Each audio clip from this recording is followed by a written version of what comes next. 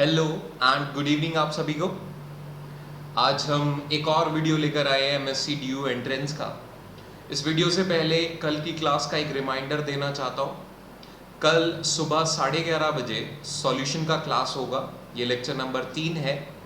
ये 11:30 बजे live class होगा, तो वहाँ पर आप लोग लाइव मुझसे जो भी डाउट है सॉल्यूशन के रिगार्डिंग वो भी पूछ पाएंगे और सॉल्यूशन चैप्टर को भी पढ़ पाएंगे। अनअकैडमी का जो लिंक होगा वो मैं डिस्क्रिप्शन में दे दूंगा। आज का वीडियो होगा एमएससी डीयू एंट्रेंस का एक टॉपिक लिया है हमने जो कि है सॉल्यूशन। आज के वीडियो में हमने एक और चीज़ को ऐड किया है।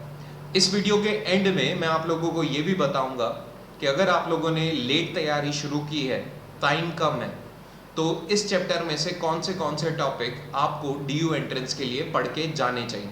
पूरा चैप्टर अगर आप नहीं पढ़ सकते तो कौन से टॉपिक्स आपको ज़्यादा एम्फेसाइज करना चाहिए इस चैप्टर में, ये भी मैं बताऊंगा इस वीडियो के एंड में।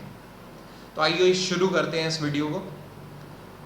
इस टॉपिक के लिए सबसे पहले तो वही करेंगे, एनालिसिस करेंगे ताकि हम वेटेज को समझ सकें। एनालिसिस में 2015 में 3 सवाल थे सॉल्यूशन के। 2016 में तो बहुत ही ज़्यादा फ्रैक्शन था सॉल्यूशन का, सीधा 7 सवाल आ गए थे। दरअसल अगर ड्यू की बात करें तो ड्यू का जब पेपर सेट होता है तो थोड़ा मूड डिपेंडेंट रहता है। 7 सवाल जैसे कि आप देख सकते हो सॉल्यूशन के, एक बार 7 सवाल सॉलिड के थे और एक बार ऐसा भी हुआ है कि गैस के भी नियर अबाउट 7 सवाल आ गए थे। तो डिपेंड करता है, कभी कभार ये किसी एक टॉपिक से बहुत सारे सवाल पूछ लेता है। उनमें से ये एक टॉपिक था सॉल्यूशन। 2016 में 7 सवाल थे।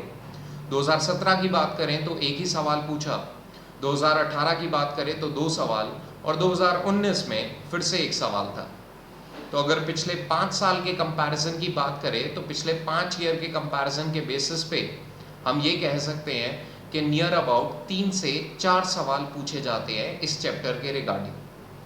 3 से 4 सवाल कह लो या 2 से 4 सवाल भी कह सकते हो आप, इतने सवाल तो ज़रूर पूछे जाते हैं सॉल्यूशन चैप्टर से। तो आइए स्टार्ट करें अब, कैसे सवाल ड्यू पूछता है, क्या लेवल रहता है इन सवालों का। जैसे 2019 के पेपर की अगर बात करें तो इसमें सवाल आया था, which of the following indicates the incorrect limiting value of the want of factor I eight infinite dilution for strong electrolyte. Infinite dilution पे सारे स्ट्रॉन्ग इलेक्ट्रोलाइट दिए हुए थे और इनके लिए वॉन्ट ऑफ फैक्टर का वैल्यू कैलकुलेट करना था। तो आइए कैलकुलेट करें। HCl की अगर बात करें तो HCl स्ट्रॉन्ग इलेक्ट्रोलाइट है, इनफाइनाइट डाइल्यूशन पे तो हर एक स्ट्रॉन्ग बन जाता है, तो ये पूरी तरह से डिसोशिएट करके देगा H+ और Cl- आयन। तो अगर मैं इनिशियल अमाउंट की बात करूं तो इनिशियल अमाउंट 1 ले लिया, 1 मोल ले लिया, तो फाइनली मुझे कितने मिलेगा, 1 मोल H+ का और 1 मोल Cl- का। तो I क्या होता है, I होता है फाइनल मोल्स अपॉन इनिशियल मोल। तो फाइनल मोल डिसोशिएशन के बाद कितने मिल रहे हैं, 2, एक H+ का और एक Cl- का, 2 मिल रहे हैं, और इनिशियल कितने थे, 1। तो यहाँ से I के वैल्यू की अगर बात करें तो I का वैल्यू कितना आया, 2, और यहाँ पर भी 2 लिखा हुआ है, तो ये सही है। सेकेंड ऑप्शन की अगर बात करें तो H2SO4 के लिए वेंट ऑफ फैक्टर कैलकुलेट करना था। H2SO4 की अगर बात करें तो ये पूरी तरह से डिसोशिएट करके देगा 2H+ और SO4 2-। तो यहाँ पर अगर बात करें इनिशियल मोल 1 है तो फाइनल मोल्स कितने होंगे, 2 और 1। तो I की वैल्यू की अगर बात करें तो फाइनल कितने मोल्स हो गए, 2 + 1 यानी कि 3, और इनिशियल मोल 1, वैल्यू कितना आ गया I के लिए, 3। यानी कि यहाँ पर जो I का वैल्यू लिखा है वो इनकरेक्ट है और उसने इनकरेक्ट ही पूछा है, यानी कि ऑप्शन बी इनकरेक्ट है। आइए ऑप्शन सी को भी चेक करें। ऑप्शन सी की अगर बात करें तो NH4Cl है। ये जब पूरी तरह से डिसोशिएट होता है तो ये देता है NH4+ Cl-। तो यहाँ पर अगर इनिशियल मोल 1 है तो फाइनल मोल कितने रहेंगे, फाइनल मोल यहाँ पर भी 1 और Cl- के लिए भी 1।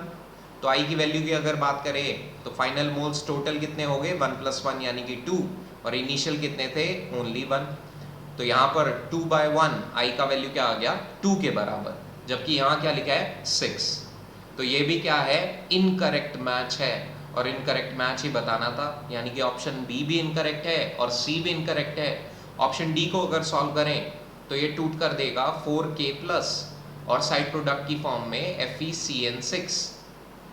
4 माइनस, तो यहाँ पर अगर मोल्स देखे 4 प्लस 1 टोटल कितने मिल रहे हैं 5, तो ये करेक्ट मैच था।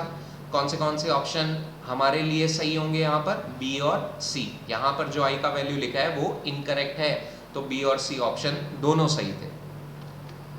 नेक्स्ट अगर बात करें 2018 के पेपर की, तो यहाँ पर सवाल पूछा है two isotonic solutions will have same, क्या क्या ऑप्शन दिए है, boiling point, osmotic pressure, vapour pressure या फ्रीजिंग पॉइंट। तो सबसे पहले तो मैं आइसोटोनिक सॉल्यूशन को ही एक्सप्लेन कर देता हूँ। देखो मान लो मेरे पास दो इलेक्ट्रोलाइट है ए बी और सी डी। अब मैंने ए बी इलेक्ट्रोलाइट को पानी में डाला और पानी में डाल के इसका एक सॉल्यूशन बनाया और उस सॉल्यूशन की कंसंट्रेशन को रखा 0.1 मोलर। अब सेकंड केस में मैंने सी डी को पानी में डाला और सी डी को पानी में डालकर एक सॉल्यूशन बनाया और कंसंट्रेशन को रखा 0.1 मोलर।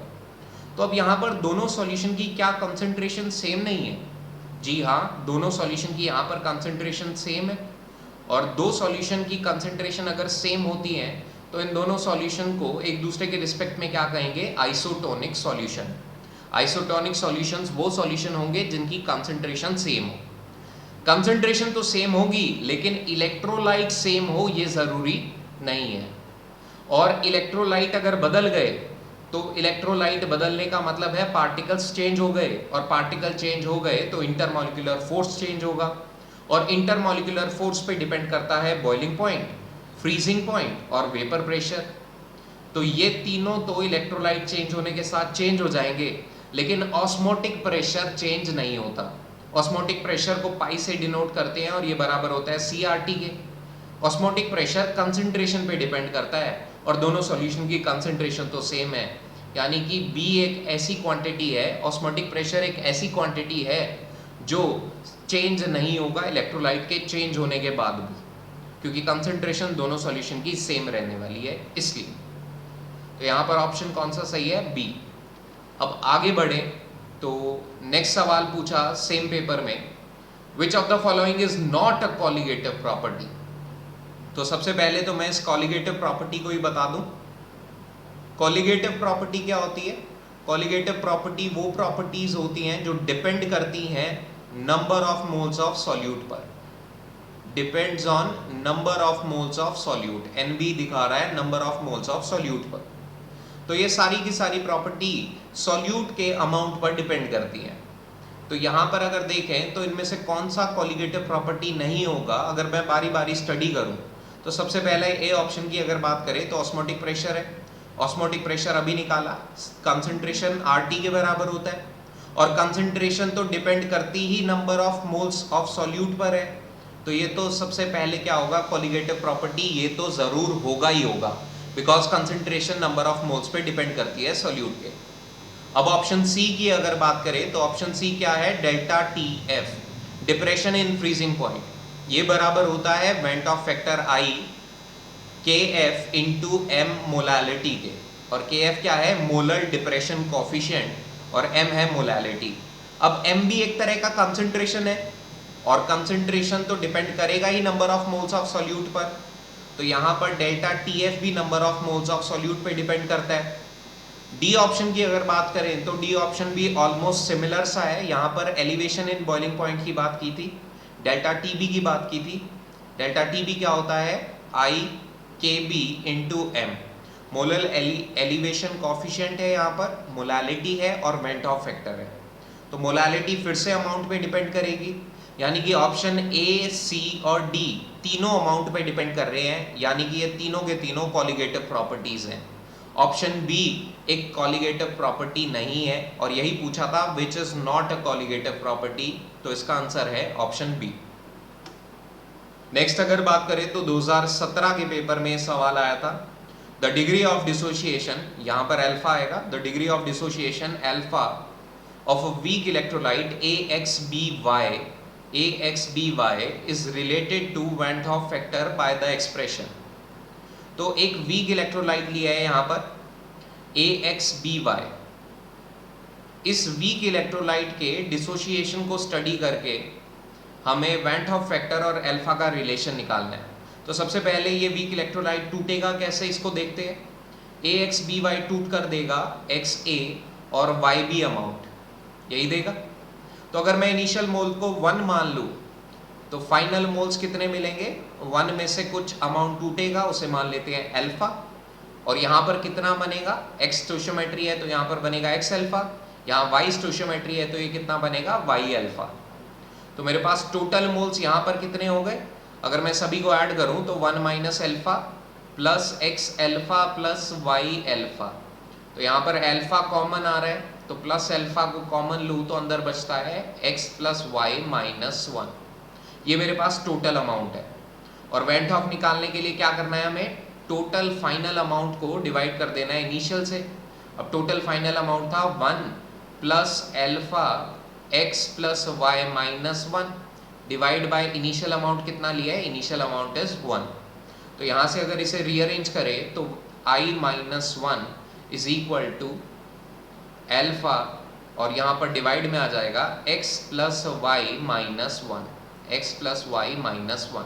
तो अल्फा का एक्सप्रेशन क्या हो गया, i minus 1 upon x plus y minus 1। तो अगर मैं ऑप्शंस में देखूं तो कौन सा ऑप्शन मैच कर रहा है, यहाँ से ऑप्शन बी मैच कर जाएगा, i minus 1 upon x plus y minus 1। तो ये सिंपल सा एक रिलेशन उसने पूछा था और वो एसोसिएशन में भी ऐसा रिलेशन आपसे कैलकुलेट करा सकता है। तो एसोसिएशन के लिए भी तैयार रहना अगर एसोसिएशन सवाल में आ जाए। नेक्स्ट सवाल की अगर बात करें तो 2016 के पेपर में था, increasing the temperature of an aqueous solution causes, option A decrease in molality, decrease in molarity, decrease in mole fraction और इंक्रीज इन मोलैरिटी। तो यहाँ पर उसने कंसंट्रेशन टर्म्स की बात की है और मैं बता देना चाहता हूँ जो कंसंट्रेशन टर्म होती है वो दो तरह से हम डिवाइड करते हैं। कुछ कंसंट्रेशन टर्म जो होती हैं वो टेम्परेचर डिपेंडेंट होती हैं और कुछ कंसंट्रेशन टर्म्स जो होती हैं वो टेम्परेचर इंडिपेंडेंट होती हैं। ये टेम्परेचर पे डिपेंड नहीं करती। टेम्परेचर इंडिपेंडेंट की अगर बात करें तो वो सारी टर्म्स जिसमें वॉल्यूम नहीं आता वो सारी की सारी टेम्परेचर इंडिपेंडेंट हो जाती हैं, जैसे कि मोल फ्रैक्शन है, जैसे कि मोलैलिटी है, इनमें वॉल्यूम नहीं आता तो ये दोनों टर्म्स क्या होती हैं, टेम्परेचर इंडिपेंडेंट। टेम्परेचर डिपेंडेंट वो सारी कंसंट्रेशन टर्म्स होंगी जहां पर वॉल्यूम आ जाए, जैसे कि मोलैरिटी है या नॉर्मैलिटी है।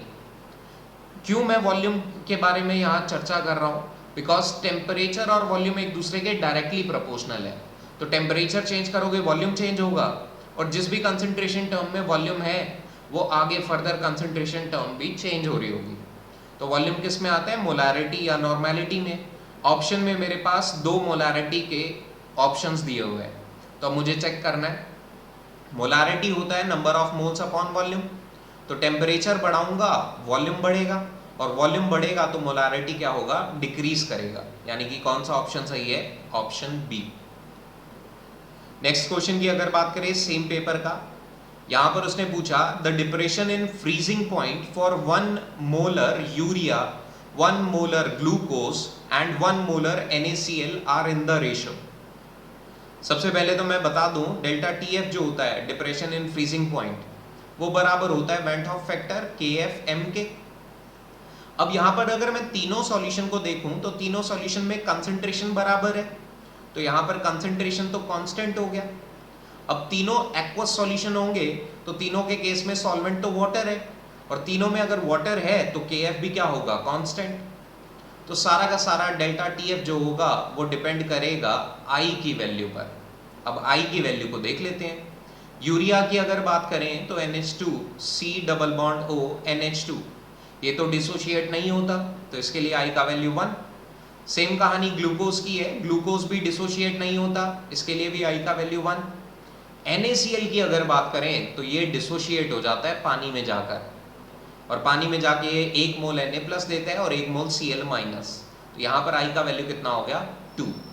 तो जो I की वैल्यू का रेशो है वही डेल्टा TF का भी रेशो होगा।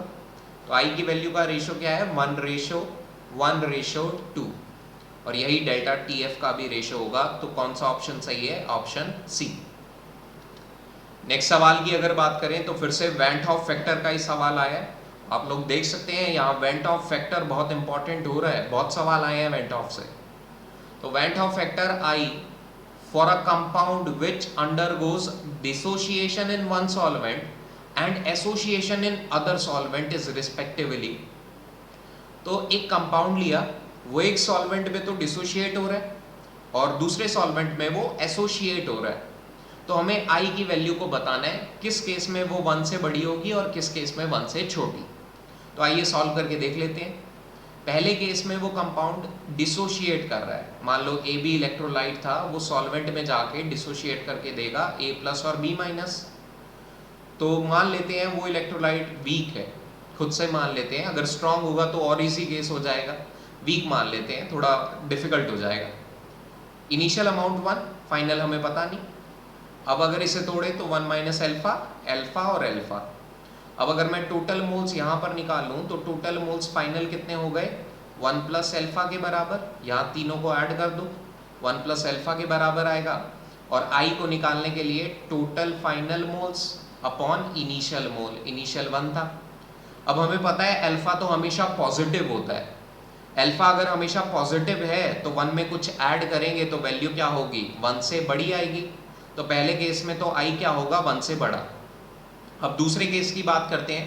दूसरे केस में वो कह रहे हैं एसोसिएशन हो रहा है, दो पार्टिकल्स क्या कर रहे हैं, जुड़ रहे हैं सॉल्वेंट में जाकर। तो अगर ये दोनों पार्टिकल जुड़ जाएंगे सॉल्वेंट में तो इनिशियल अमाउंट को पहले 1 मान लेते हैं, फिर कुछ अमाउंट इनका कम होगा और यहाँ पर कुछ अमाउंट बनेगा। तो अब टोटल अमाउंट को यहाँ पर देखें इस एसोसिएशन में, तो टोटल अमाउंट टाइम टी पर कितना होगा, 2 माइनस एल्फा के बराबर। इन तीनों को ऐड करोगे तो 2 माइनस एल्फा आएगा। इनिशियल कितना अमाउंट था, 2। तो आई की वैल्यू के लिए फाइनल अमाउंट अपॉन इनिशियल। अब यहाँ पर अगर देखो तो अल्फा हमेशा पॉजिटिव होता है, तो ऊपर वाला वैल्यू 2 से छोटा आएगा। अब नीचे वाला वैल्यू 2 है, ऊपर वाला 2 से छोटा है, तो ओवरऑल आई का वैल्यू क्या हो जाएगा, लेस देन 1। तो कौन सा ऑप्शन सही होगा, जहां पर पहले केस में आई ग्रेटर देन 1 है और सेकंड केस में आई क्या है, लेस देन 1। तो ऑप्शन डी सही हो जाएगा। नेक्स्ट अगर बात करें तो क्वेश्चन नंबर 65 सेम पेपर में, what will happen if we place RBC red blood corpuscles in 1% mass by volume NaCl solution and in 0.5% mass by volume NaCl solution। तो हम यहाँ पर RBC की बात कर रहे हैं। RBC के सॉल्यूशन की अगर बात करें तो इसके लिए कंसंट्रेशन का वैल्यू होता है 0.91% मास बाय वॉल्यूम की टर्म्स में। तो RBC को पहले केस में ये क्या कह रहा है, पहले केस में ये बोल रहा है हमने RBC को डाला 1% NaCl के सॉल्यूशन में, और सेकंड केस में हमने डाला 0.5% NaCl के सॉल्यूशन में। तो अगर यहाँ पर बात करें पहले केस की, तो पहले केस में ये जो कंसंट्रेशन है इस सॉल्यूशन की, ये कंसंट्रेशन ज़्यादा है और RBC की कंसंट्रेशन कम है।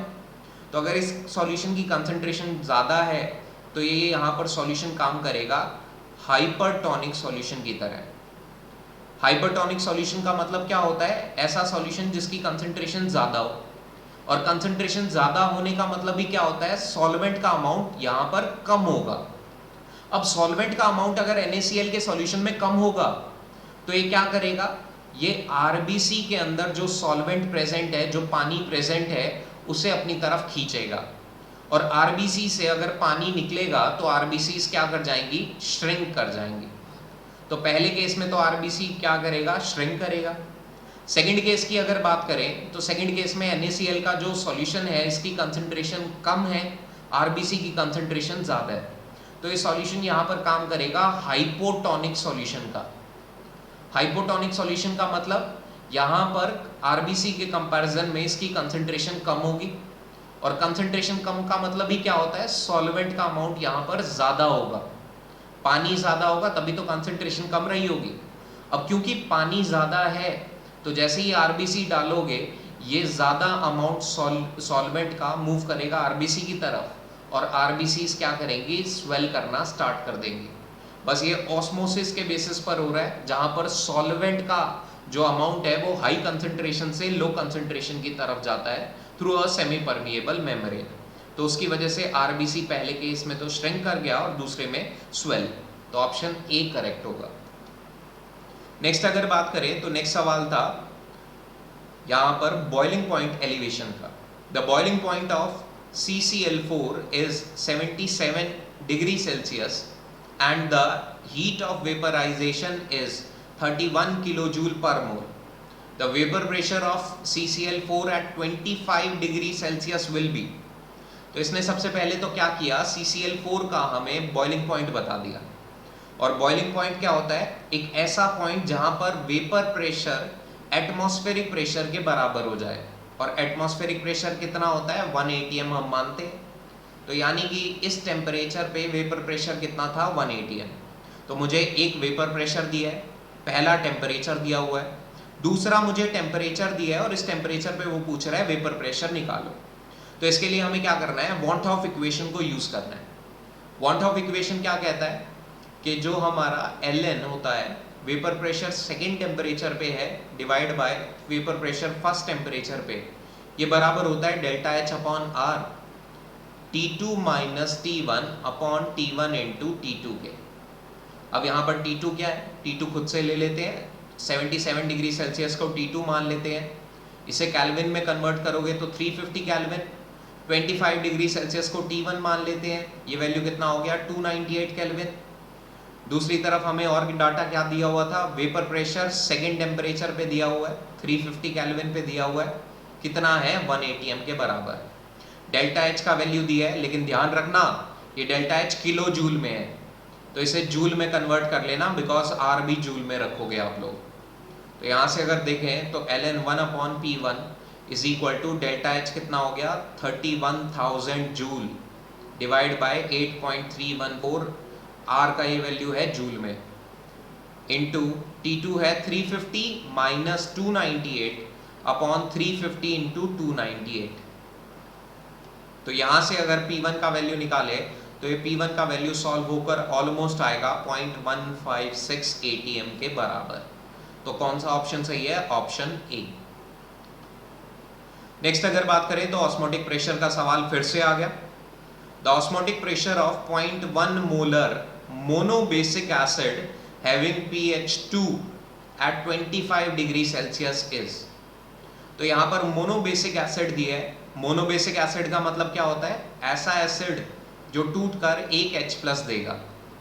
तो हमने एक ऐसा एसिड कंसीडर कर लिया HA को, इसका इनिशियल कंसंट्रेशन है 0.1 मोलर। फाइनल कंसंट्रेशन की अगर बात करूं तो 0.1 माइनस एक्स, और ये बनेगा x और ये बनेगा x। अब इस x की वैल्यू को कैलकुलेट करने के लिए उसने तुम्हें pH दे रखा है 2 के बराबर। अगर pH 2 है तो H प्लस का अमाउंट कितना होगा, H प्लस हो जाएगा एंटी लॉग माइनस वैल्यू कर दो इसकी, तो 10 की power minus 2 molar H plus है, और H प्लस ही है x का वैल्यू। तो x का वैल्यू यहाँ पर कैलकुलेट कर लिया, x के वैल्यू को सब्सटीट्यूट करो, 0.1 माइनस 0.01, ये भी 0.01 और ये भी 0.01। तो यहाँ से तुम्हारे पास क्या आएगा, टोटल अमाउंट कैलकुलेट हो जाएगा, टोटल मोल्स कैलकुलेट हो जाएंगे यहाँ से। तो अगर मैं टोटल अमाउंट को यहाँ से कैलकुलेट करूँ तो मेरे पास NT का वैल्यू ये आ जाएगा 0.11 के बराबर। अब यहाँ से क्या करो, पहले I का वैल्यू निकाल लो। I का वैल्यू किसके बराबर है, NT which is 0.11 upon initial amount कितना था 0.1, तो ये वैल्यू कितनी आ जाएगी I की 1.1।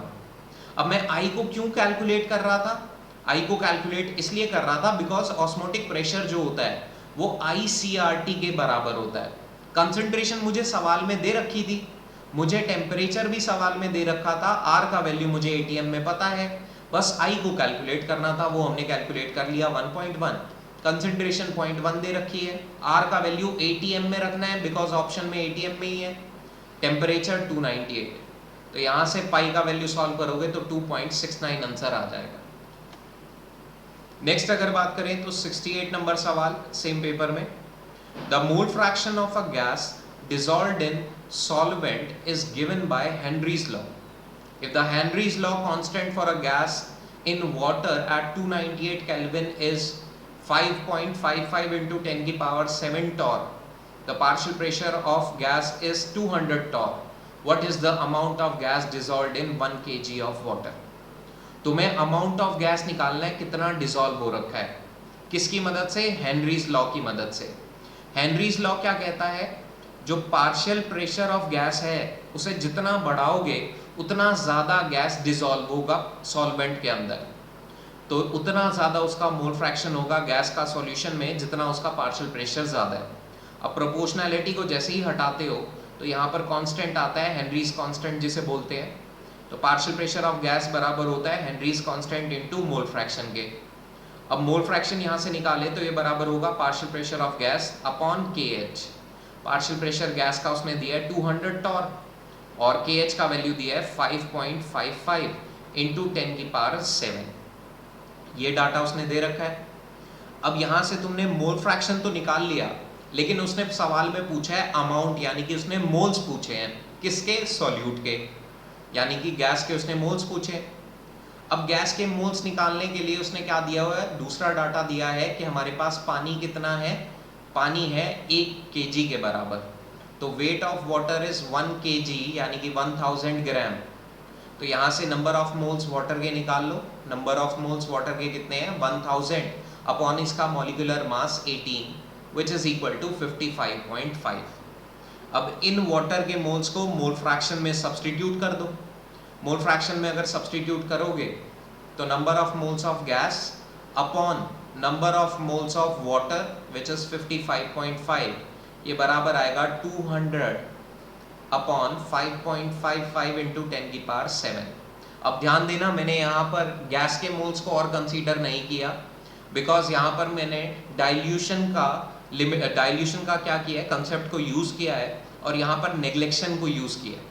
नेग्लेक्शन को मैं क्यों यूज कर रहा हूँ, बिकॉज ऑप्शन में अगर देखो तो गैप बहुत ज़्यादा है, तो नेग्लेक्ट करके भी सही आंसर हम निकाल देंगे। तो नेग्लेक्ट करके अगर आंसर देखे तो यहाँ पर वैल्यू आया 10, यहाँ से नंबर ऑफ मोल्स गैस के कितने आएंगे, 2 इंटू 10 की पावर -4 के बराबर। ये कौन सा ऑप्शन सही हो जाएगा, ऑप्शन सी। नेक्स्ट अगर देखें तो 2015 के पेपर का सवाल था, 60 ग्राम ऑफ यूरिया डिसॉल्व किया है 1100 ग्राम सॉल्यूशन में। To keep delta T upon KF as 1 mole per kg, water is separated in the form of ice is. तो हमने क्या किया है, हमने शुरू में यूरिया लिया, सॉल्यूट लिया 60 ग्राम, और सॉल्यूशन कितना था हमारे पास, हमारे पास सॉल्यूशन था 1100 ग्राम, 1100 ग्राम। तो यहाँ से अगर मैं वाटर का अमाउंट निकालूँ तो इनिशियली मेरे पास पानी कितना था, पानी अगर निकाले तो 1100 माइनस 60, हमारे पास पानी था 1040 ग्राम। अब पानी की डेंसिटी क्या होती है, 1 ग्राम पर ml, यानी कि 1 ग्राम पानी का वॉल्यूम जो होता है वो 1 ml के बराबर। तो अगर 1040 ग्राम पानी है तो इसका वॉल्यूम भी कितना हो जाएगा, 1040 ml के बराबर। क्यों हुआ, बिकॉज 1 ग्राम 1 ml के बराबर होता है वाटर के लिए। ठीक है, तो मेरे पास इनिशियली इतना पानी था। अब मुझे निकालना है फाइनली मेरे पास कितना पानी बचा। दोनों को माइनस कर दूंगा तो मुझे पता लग जाएगा कितना अमाउंट आइस का बना। तो यहाँ पर फाइनल अमाउंट अगर पानी का निकालना है तो उसके लिए क्या करो, उसके लिए डेल्टा TF के एक्सप्रेशन को लगाओ। डेल्टा TF बराबर होता है KF इंटू M।